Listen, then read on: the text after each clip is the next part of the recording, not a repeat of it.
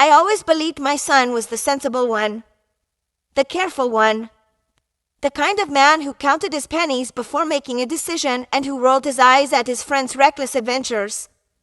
That was the boy I raised. Or at least, that was the boy I thought I had raised.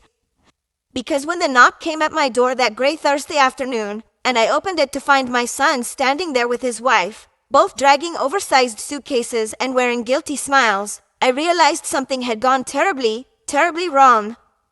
"Mom," he said, trying to sound cheerful, "we'll be staying with you for a while." A while. The kind of phrase that has no shape, no length, no defined end.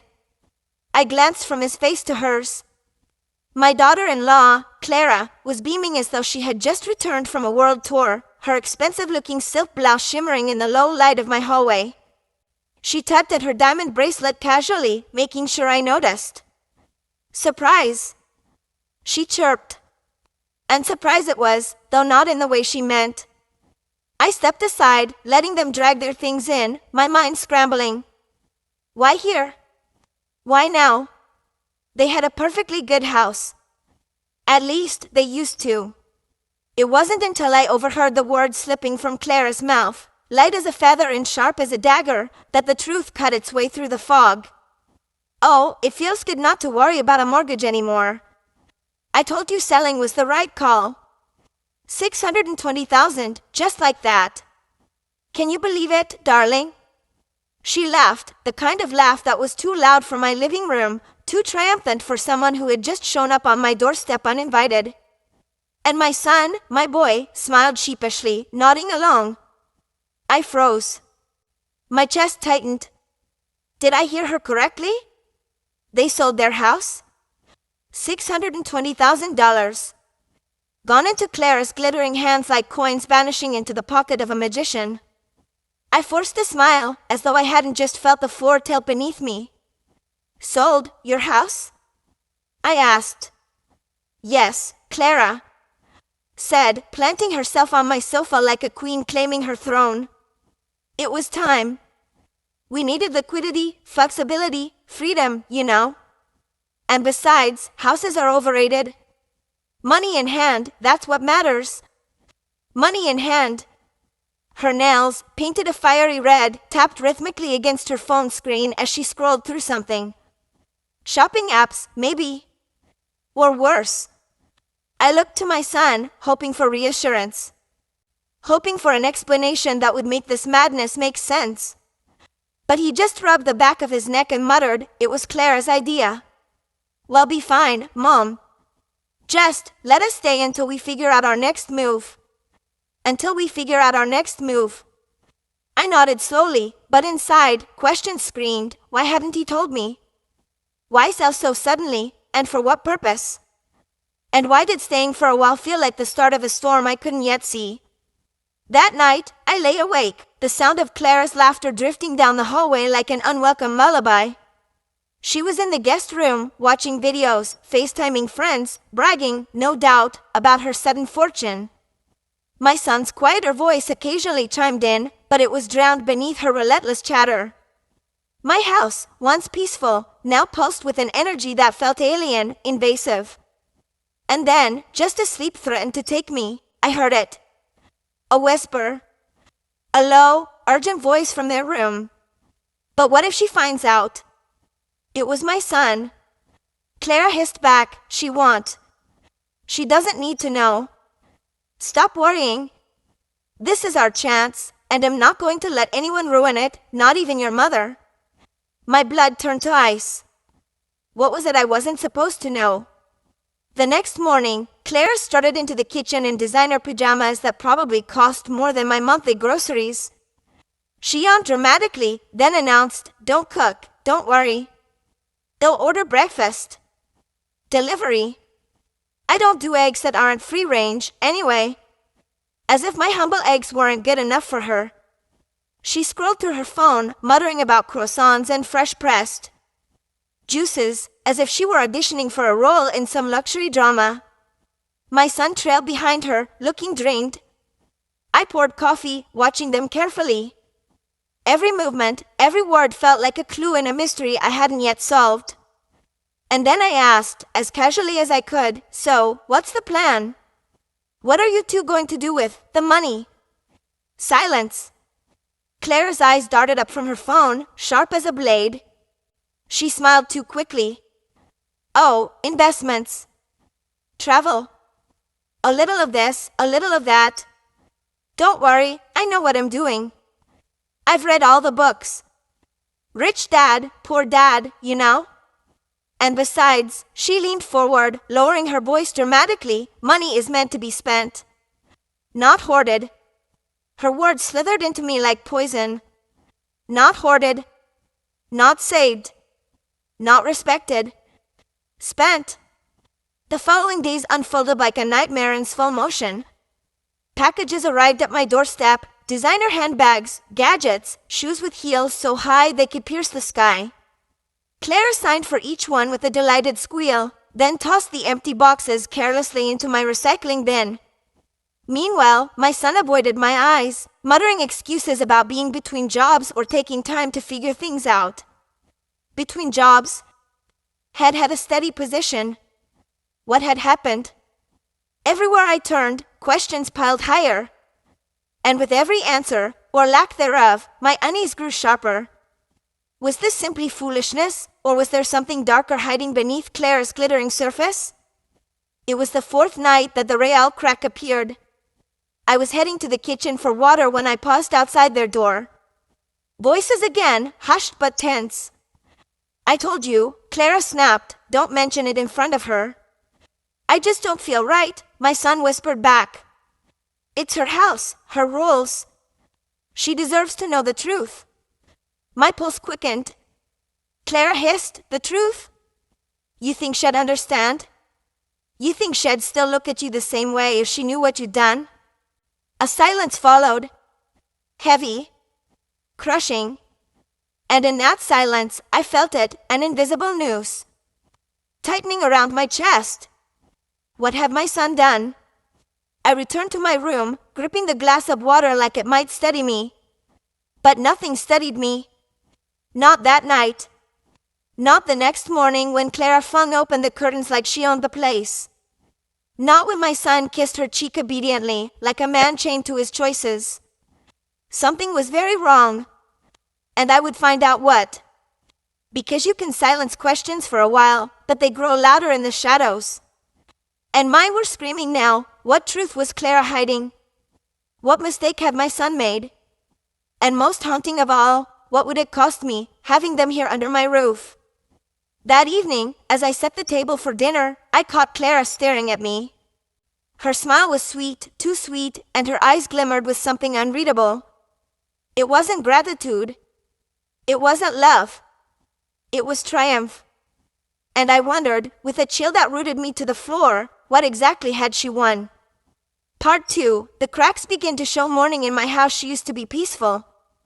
The quiet creak of the floorboards, the soft hum of the kettle, the smell of toast, ordinary things that made life steady. Safe. But since my son and Clara had moved in, mornings became something else entirely. The peace was gone. Instead, I'd awake to Clara's shrill laughter echoing down the hallway or the thought of yet another delivery at my front door. My sanctuary was no longer mine. It was a stage, and Clara demanded to be the star of every scene. At first, it was small things. Harmless, almost. Or so I thought. The first sign? My favorite chair. A soft armchair by the window where I'd read for years, tucked beneath the light. Clara breezed into the room one afternoon, pointed a manicured finger, and said, "This has to go. Doesn't match the vibe. Feng shui, you know." Before I could protest, my son and a delivery man were hauling it out. In its place, a sleek white chair with sharp edges, so uncomfortable it felt like punishment to sit in. I opened my mouth to object, but my son gave me a pleading glance. "It's just a chair, Mom. Let it go. Just a chair." But was it? Or was it the first piece of me she was erasing? The second time, it was my kitchen. Clara stood in the middle of it one morning, her eyes scanning the counters like a queen inspecting her kingdom. This has to change, she declared. Granite is outdated. We need marble. And new appliances.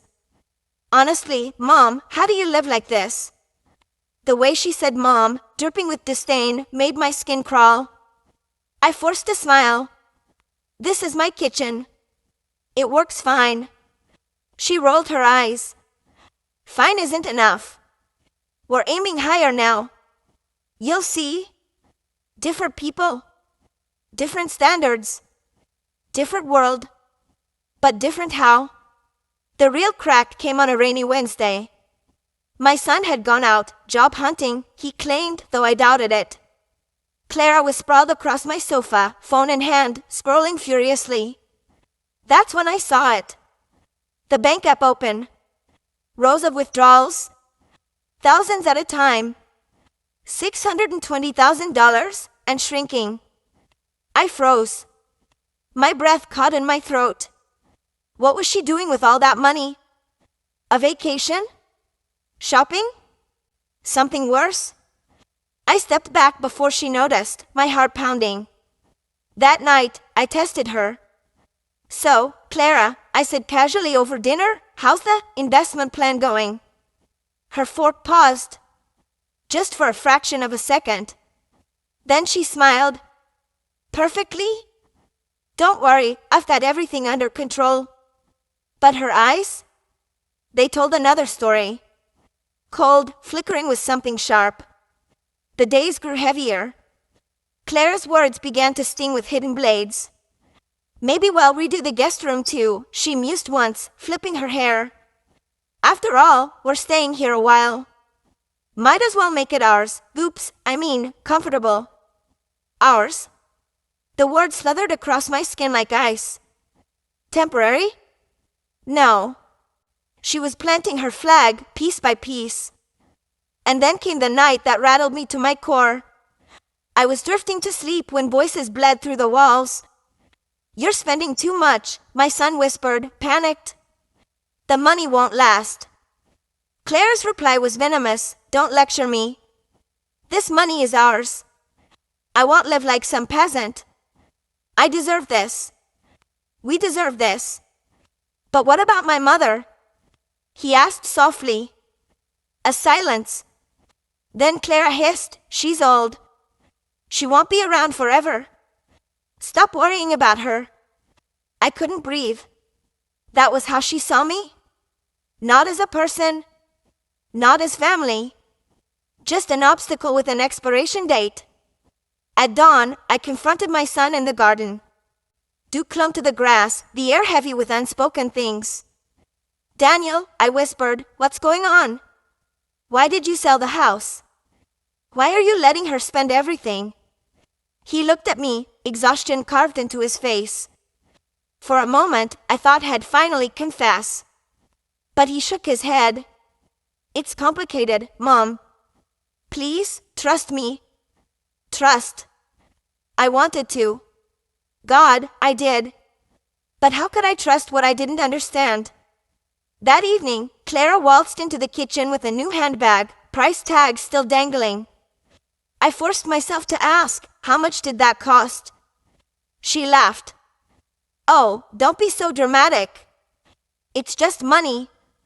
Just money. But wasn't it more than that? Wasn't it our security? His future? My life savings? And it was vanishing with every swipe of her manicured fingers. The final straw came at the dinner party.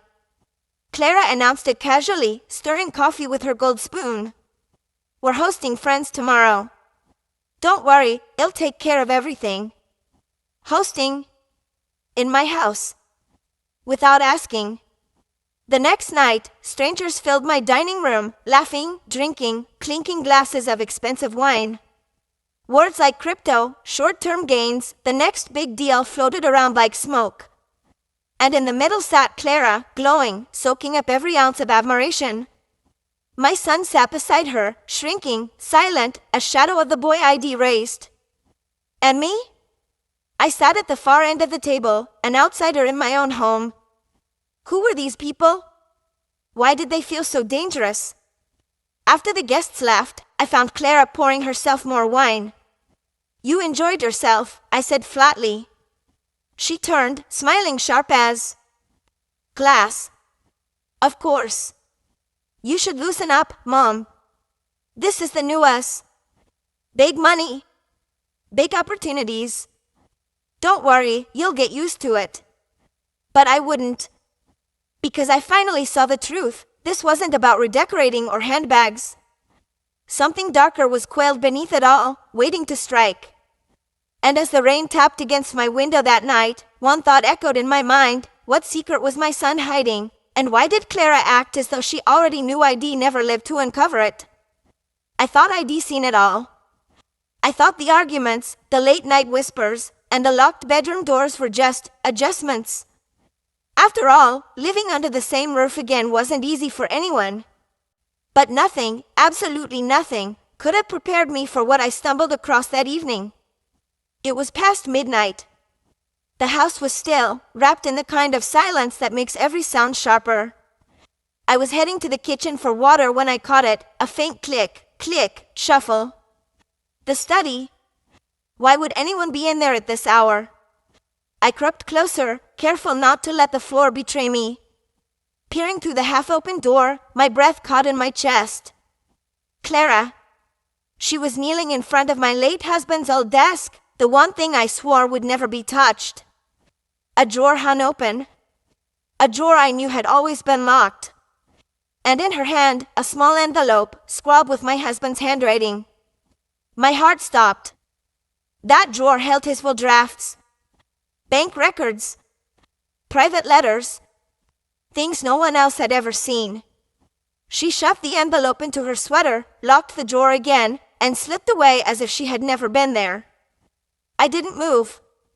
I couldn't. But one question seared itself into me: what was so important that she had to steal it? The very next morning, I noticed it. My son and Clara arguing in whispers over breakfast. Words started out like knives: bank account, already spent, don't tell her. By that week, the evidence was impossible to ignore. Designer clothes, straight from glossy catalogs. Jewelry so new it still carried the sparkle of display lights. And then, the final insult, a luxury car parked in my driveway, gleaming like a trophy. $620,000 doesn't vanish overnight, but at the rate she was burning through it, I knew the end was racing toward us. One evening, I picked up the house phone to call a friend. But a voice was already there. Clara's. "No, listen," she hissed, her tone sharp but careful. "He'll never know. The money's practically gone, but he'll figure something out. Don't worry, he'll handle his mother. She won't get in the way." My stomach dropped. Handle me? Who was she talking to? A lawyer? A stranger? Someone she was planning this with? The call ended before I could breathe. I set the receiver down, my hand trembling. She wasn't just careless anymore. She was plotting. The next morning, I tried. "Daniel," I asked quietly over coffee, "do you realize how much money has already been spent?" He shifted, eyes down, voice flat. "It's fine, Mom. We're managing." Managing? I pushed. "The car, the jewelry, the trips, this isn't managing. It's destruction." His hand slammed the cup down harder than he meant to. Coffee splashed. "Mom, please. Just let us handle this. It's our money now. Our money. Not his father's savings. Not the home we built together. The $620,000 had become theirs, and I had no say. But his eyes betrayed him. He knew. He knew she was burning it to ashes. And he didn't know how to stop her. Things didn't just spiral, they escalated. One afternoon, I came home to find my bedroom door ajar. I knew I had locked it. Drawers rifled, jewelry boxes open. My husband's documents tossed carelessly across the bed. And missing, only one thing. The key to the bank's safe deposit box. Panic clawed at me. That box held deeds, insurance papers, and letters my husband had written, things even my son had never seen. The next morning, I rushed to the bank. Relief, everything was still intact. But for how long? Answers don't always come wrapped in envelopes. Sometimes they hide in garbage bags. Taking out the trash one evening, I spotted a crumpled piece of paper poking out. I smoothed it open and my blood ran cold. But the account wasn't my son's. It was hers. And the transactions? Large transfers. Some overseas. One memo line chilled me more than anything else. Final installment. Final installment for what? And why overseas? The house was no longer just uncomfortable. It was dangerous. Clara's late night calls. Her secret outings. Her excuses that unraveled the second I pressed. And the more I watched, the more one terrifying thought refused to let me go. Was this ever about my son at all? Because the way she moved money, the way she hid documents, it wasn't reckless spending. It was calculated. She wasn't building a future for them. She was building an escape for herself. That night, I lay in bed, staring at the ceiling as shadows crawled across it. The envelope. The missing key. The money trail. The phone call.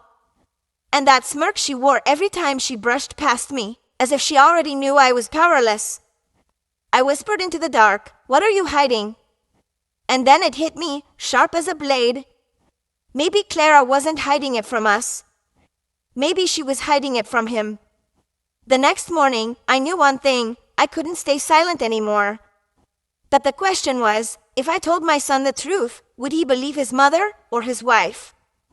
It's strange how silence can feel louder than words.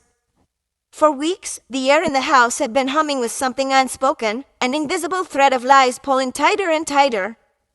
And I knew sooner or later it was going to snap. But I never imagined it would snap that night. It started like any other evening. The table was set, the smell of roasted chicken filled the house, and my son walked in looking exhausted from work. His wife floated behind him, phone in hand, laughing at some message she quickly swiped away when she saw me. I pretended not to notice, but my hands trembled as I served the food. Halfway through dinner, I couldn't hold it in any longer. The words clawed up my throat until they burst out. So, I said evenly, my voice sharper than the knife by my plate, "How much of the $620,000 is left?" The fork in my son's hand froze midair. My daughter-in-law's eyes narrowed, sharp as glass. "Excuse me?"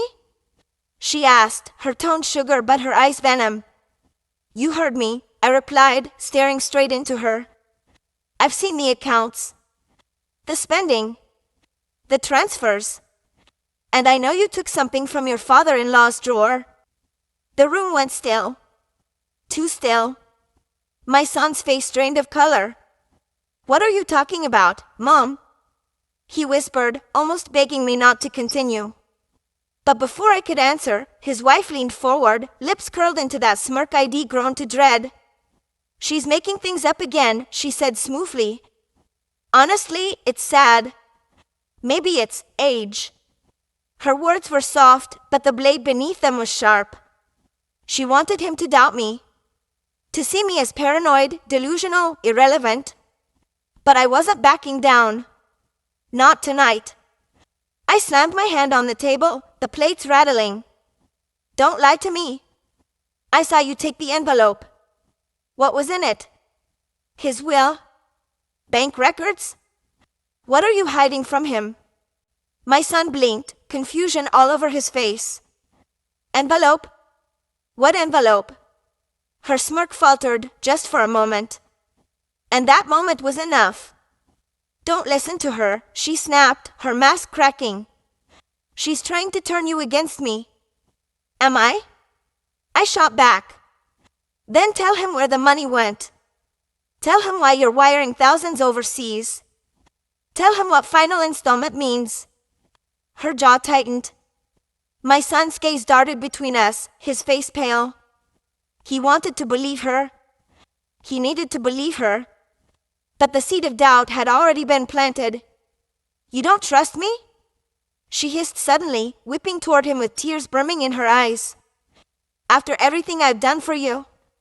After I gave up everything for us? She was good, too good. The tears, the quiver in her voice, it was a performance so flawless I almost believed it myself. But then she slipped. Maybe your mother is right, she spat, bitterness dripping through her act. Maybe we should have just left her in that old house instead of bringing her here. The words hung in the air like smoke. And my son froze. His fork clattered onto the plate. What do you mean, left her? He asked slowly, each word sharp. Silence. She looked down, realizing too late what she'd revealed. And in that silence, he saw it. He saw what I had been trying to show him all along.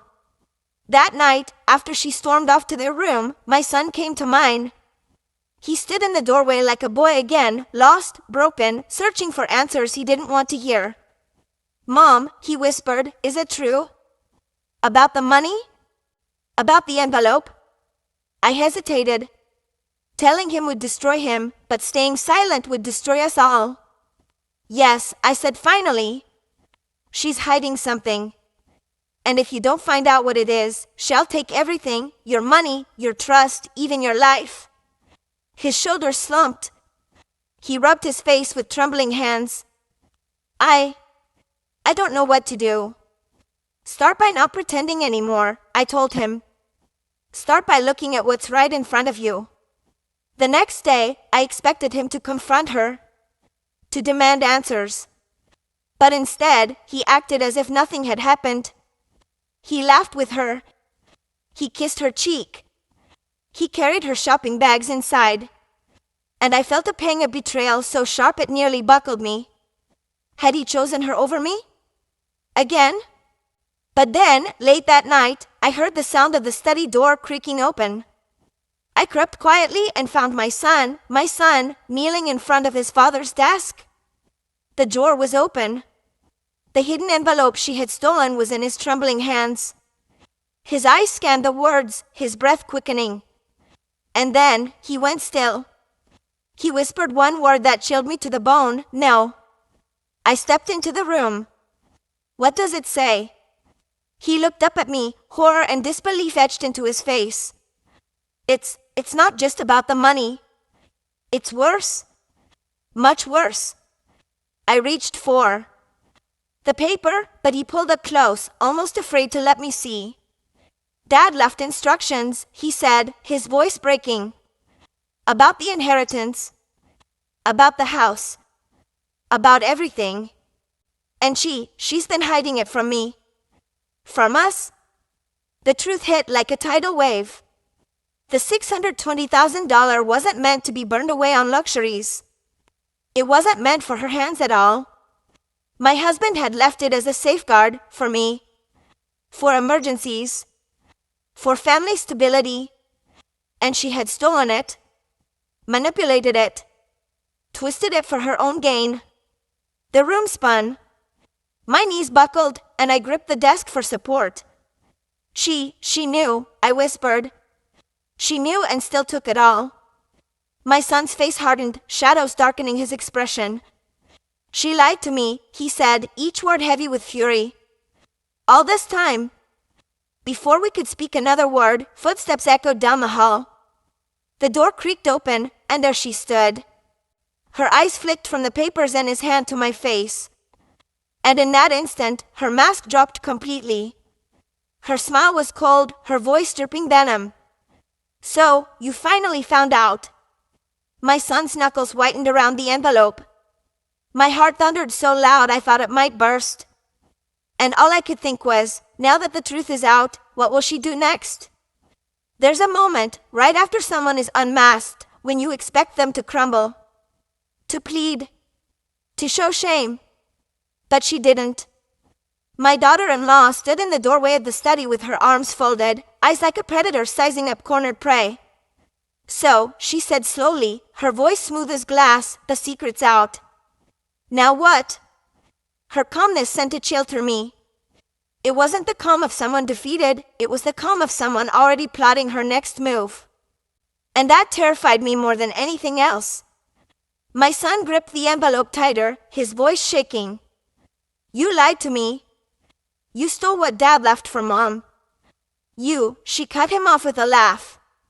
"Not nervous. Not broken. Cruel." "Oh, please," she said, brushing past him as if he were a child. She plucked one of the papers from the envelope and scanned it casually. "Your father's little instructions? He's gone. Dead. And last time I checked, paper doesn't hold power. Money does. And who controls the money?" She tapped her manicured nail against her own chest. "Me. That's what you wanted us to hear." But beneath her arrogance, I caught it, a flicker of fear. Desperation. She was losing control, and she knew it. And a cornered predator is always the most dangerous. The next morning, everything seemed normal. Too normal. Breakfast was set. Her voice was light and sweet. She leaned against my son's shoulder, pouring him coffee as if nothing had happened. "Darling," she said cheerfully, "I had the strangest dream last night. That your mother accused me of, I don't know, theft. Can you imagine?" Her laugh was airy, practiced. But every word was a dagger aimed at me. She was rewriting the story, twisting the truth, turning me into the villain. And my son? He sat silent, his jaw tight, his eyes fixed on his cup. I could see the storm raging behind his silence. I wanted to scream, to slam my fists on the table, to demand he stand up and call her out. But I stayed quiet, because I realized something. Exposing her wasn't enough. We had to prove her guilt in a way she couldn't slither out of. And for that, we needed evidence. But while we planned, she struck first. That afternoon, while I was folding laundry, a knock rattled the front door. 2 uniformed police officers stood there, clipboards in hand. "Ma'am," one of them said politely, "we received a call about elder neglect and verbal abuse." My breath caught. "What? That's ridiculous." And then she appeared in the hallway, her face the picture of concern. "Oh, officers," she said with a trembling voice, "I didn't want to involve you, but she's been confused lately. She says things that aren't real. I'm worried she might hurt herself or us." Her hand brushed my arm in mock comfort. "It's the stress, poor thing." The officers exchanged a look. They didn't see her lies. They saw a dutiful wife protecting her family. And in that moment, I realized her game. If she couldn't silence me with charm, she'd destroy me with madness. That night, I sat in the dark, my heart pounding, replaying every word. If she convinced enough people I was unstable, it wouldn't matter what we knew. She could strip me of credibility, control, even freedom. But then, my son knocked softly on my door. He stepped inside, pale but resolute. "Mom," he whispered, "I'm with you. I don't know how to prove it yet, but I saw her call before the cops came. She set you up." I gripped his hand, relief flooding me like air after drowning. Then we set our trap. Together. We knew brute confrontation wouldn't work. She thrived in chaos, twisting every word into her advantage. So we decided to let her reveal herself. Step 1, we baited her with access. My son left his phone unlocked on the counter, messages open, fake one's ID helped him write, hinting at hidden money and bank accounts she didn't know about. Step 2, we waited. And sure enough, she took the bait. Late at night, while the house slept, she crept into the study. She rifled through the desk again, muttering to herself. What she didn't know was that my son had rigged a small recorder inside the drawer. We heard every word the next morning when we played it back. Her whisper, "Stupid fool. If there's more money, I'll find it. And when I do, I'll make sure she never sees a penny." My son's face hardened. "That's it," he muttered. "That's proof." But I wasn't so sure. Recordings could be dismissed, explained away. We needed her caught in a way she couldn't escape. So we set the stage. Dinner, again. The three of us at the table, like actors waiting for the curtain to rise. My son casually mentioned he had spoken to the bank. That there was a safety deposit box his father had left behind, full of documents, maybe even more money. Her fork paused halfway to her lips. "Oh?" she said lightly. "How interesting." But her eyes betrayed her. Greedy. Calculating. Already plotting her next move. I leaned back, hiding my pounding heart. Because I knew, tonight, she'd try something. Sure enough, just after midnight, the creak of the floorboards gave her away. The faint click of the front door echoed in the silence. My son and I followed, shadows in the dark.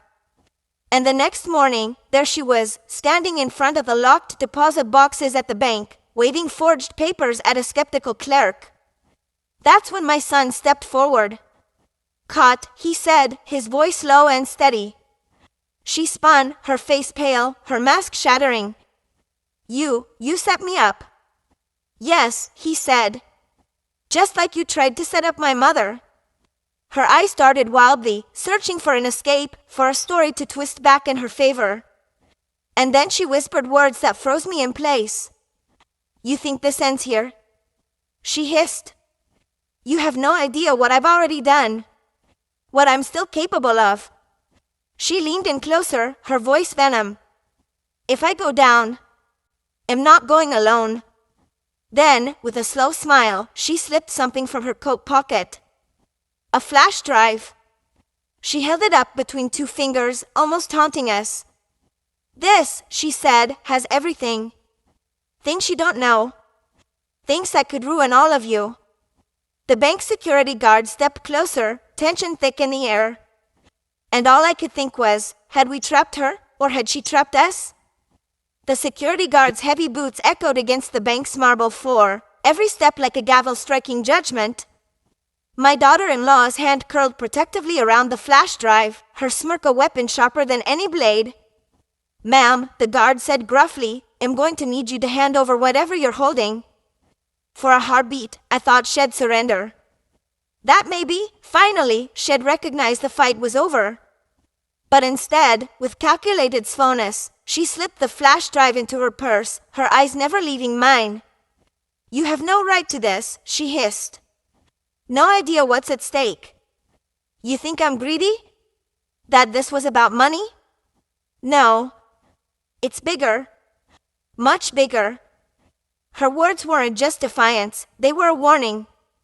And in that moment, a question sliced through me like ice. What was really on that flash drive? My son clenched his fist so tight his knuckles whitened. "You've stolen enough from us. Hand it over." She tilted her head, her smile chilling in its calmness. "If I give it to you, everyone loses. You. Me. The family name. Even Daniel's memory. Daniel. My late husband. Why invoke him now? What possible connection could she twist into this mess?" I stepped forward, summoning strength I didn't feel. "What do you mean?"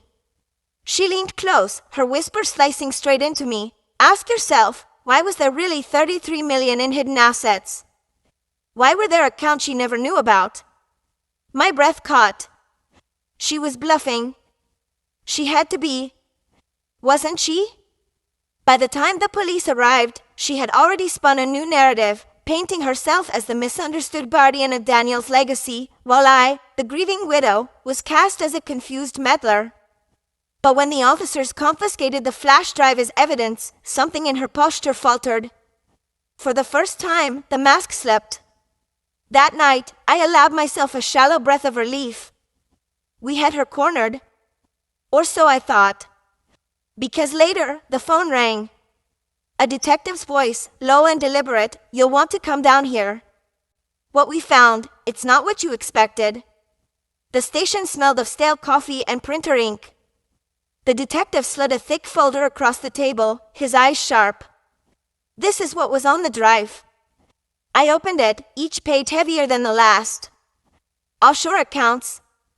wire transfers, shell companies tangled like webs. And not just under her name, under Daniel's. My son's voice cracked, raw and trembling. Dad? No, this has to be a mistake. But the ink didn't lie. The fortune wasn't clean savings, it was stained. Dealings with shadowy entities. Transactions that looked far too much like laundering. And then, buried in the mess, one note scrawled in Daniel's familiar handwriting: if anything happens to me, protect the family.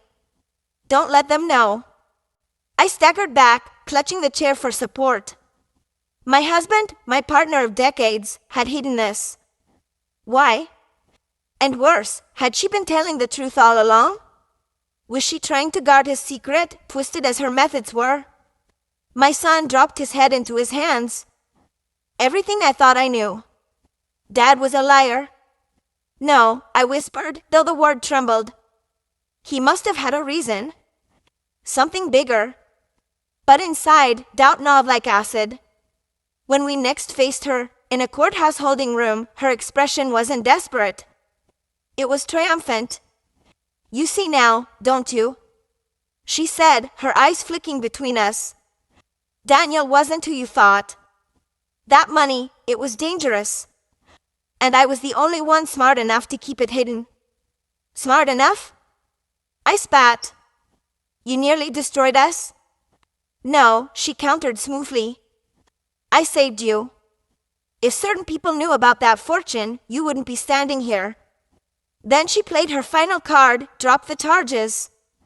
Let me go, or I'll tell the court everything. About Daniel. About the accounts. About all of you. It wasn't just a threat, it was blackmail. That night, sleep was a stranger. My son paced the living room, rage and grief warring across his face. If we let her go, he muttered, she'll keep bleeding us dry. But if we fight her, she'll drag Dad's name through the mud.